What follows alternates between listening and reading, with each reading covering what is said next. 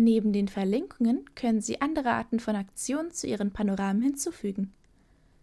Beispielsweise können Sie auf das Bildsymbol über den Hotspot-Einstellungen klicken und ein Symbol auswählen. Klicken Sie auf Wählen. Zurück auf dem Panorama platzieren Sie das Symbol mittels Mausklick an die gewünschte Stelle. Um eine Aktion zu der Schaltfläche hinzuzufügen, klicken Sie auf das blaue Plus bei Aktion. Welche Aktion verwendet wird, hängt vom jeweiligen Lernszenario ab. Um ein Pop-up-Bild einblenden zu lassen, nutzen Sie die Pop-up-Bild-Aktion. Klicken Sie auf das Bild aus Ihrem Dateienbrowser und öffnen Sie es. Wählen Sie dann Fertig.